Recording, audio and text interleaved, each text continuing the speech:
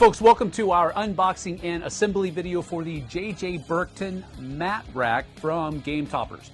Now this is the smaller version of their mat rack. This only has 4 holes. They also have one that's called the Lord Burkton, which has 6 places for storing your mats, your play mats. And so this is the smaller version. So let's go ahead and break this open and see what we have. Now, I do have it to where we're going to be able to, well, the tape they used is something else, but this is some good tape. I had to break out the trusty grapefruit knife, folks, and the trusty grapefruit knife saved the day. So as you can see here, it does come with a product, you know, basically what you're going to get. Also has a QR code. You can scan this for a video that Game Toppers has put together for showing you how to assemble all of these videos, and the videos are good. I watched them before I attempted to do this. So we're going to unbox everything. You can see how these things come in. They are, oh wow, all right. They all have really good stuffing here that shows everything, that protects everything rather. So there you have that. The styrofoam that comes in these things is really thick. And of course, when I talk to Berkey about it, he always tells me the exact name of this styrofoam, and I never remember it. But there you have that. And again, you can see how it's very well packaged, and you don't have to worry about your stuff coming damaged at all. All of the corners are very well protected, and the cardboard is very sturdy as well. So after you've got all of the packaging removed from the box and you have all of the products removed, this is what you've got for your JJ Burkton playmat rack.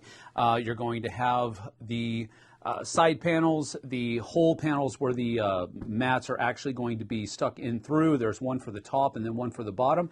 And then you also have the support brackets over here as well.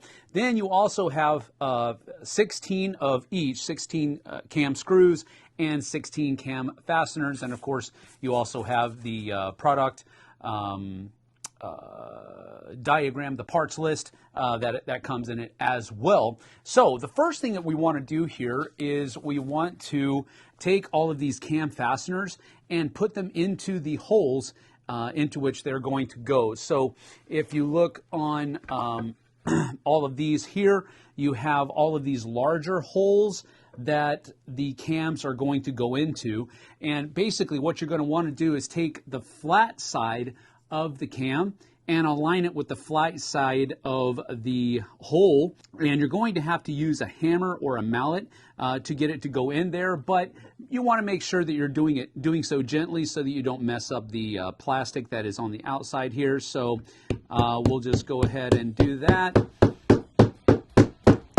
and it's flush, so that one's good to go, and you repeat that for all of the different holes that are here.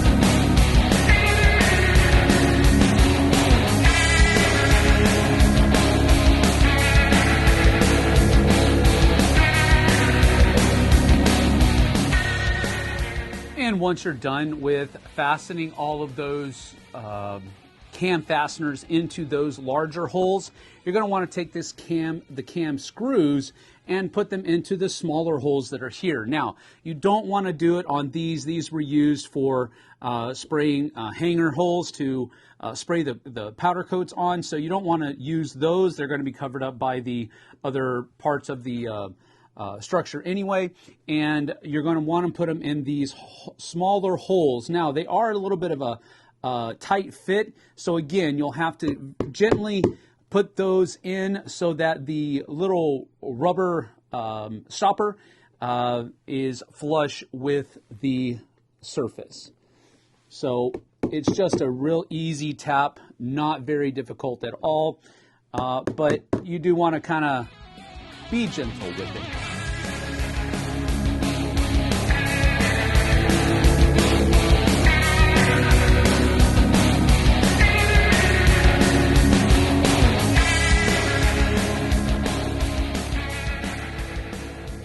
And now that we have all of the different, cam screws and cam fasteners in, we're ready to go for the final assembly of the rack. So these are going to be the side struts right here. You can denote that all of the hardware is going to go on the inside. So, and then these hanger holes that we talked about earlier, those are going to be the bottom of the rack. So just keep that orientation in check. You also want to make sure that you're aligning the fastener screws, the cam screws, along the same edge. So the outer edge has the cam screws on this thing, and that will be the back edge here as well. And you just want to snap these two things in down here at the bottom. And they are going to just kind of snap right in. You got to get some leverage here. Once you have it in there, you're going to want to fasten it down with your screwdriver, turning it clockwise. And you're not trying to strip or anything like that. You just want to make sure that it is snug. So that one's good to go there. And that one is good to go there. So we are good to go with that one. Then you repeat the process on the bottom. Again, keeping the outside here aligned with the outside down here. And these guys are just going to pop right in. Like so. A little bit of elbow grease there, but not too bad. And then same thing, turning clockwise so that those lock in there. And it's not much of a turn, it's just making sure that they're fastened. So that one's good to go as well. So that's the one side of it. So now we want to do on the other side as well. So again, we want to make sure that the bottom is on the bottom, of course, and all of that good stuff. So that will pop in there, and you'll have to, just like the other ones, these will all have to pop in there like so, and these will pop in there like so. And then you just have to give that that clockwise turn to lock those guys into position. And again, I don't want to overstate this, but it's not much of a turn. You just want to lock those things in there so that they are holding on to that cam screw.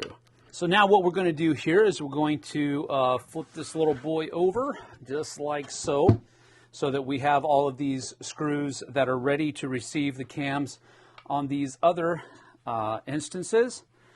And like the other ones, these are just going to pop right in.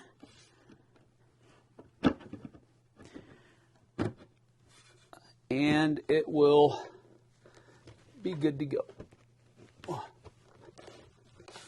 Like so. And then we turn this over so that we can get all of those fasteners screwed in as well. And again, just a counterclockwise so it grabs hold of that bolt. I'm sorry, not counterclockwise, clockwise. And it is not much of a turn. Don't overstrip your bolts or anything like that, just so that it's nice and snug. And we do the same thing on the button. And you can see here, that provides a really nice flush on the back, and it's all good to go. So now we do the same thing down at the bottom.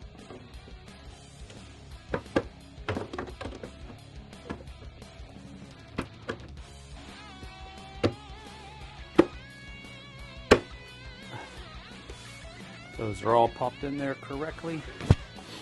Turn it back over. And just a clockwise turn on all of these cams to lock those screws into place. And voila. So that's pretty much it for the JJ Burkton. One of the things that I think is cool about it is that you can store it in the bags here, and they're good to go as well. That will keep them nice and safe. And you can fit 4 of these bad boys in your mat racks for the JJ Burkton. Now, you can also get the Lord Burkton that has 6 storage places for your mats. And then I know the Kickstarter that they have running has some other possible fun things that are going to be coming up for mat storages as well, so you check that out later on. But this has been an unboxing and assembly video of the JJ Burkton. It should not take you very long. It was very simple. Those cams and cam screws are very user-friendly, should I say. But that's about it. Thanks for joining us. We'll see you guys and gals on the flip side. Take care.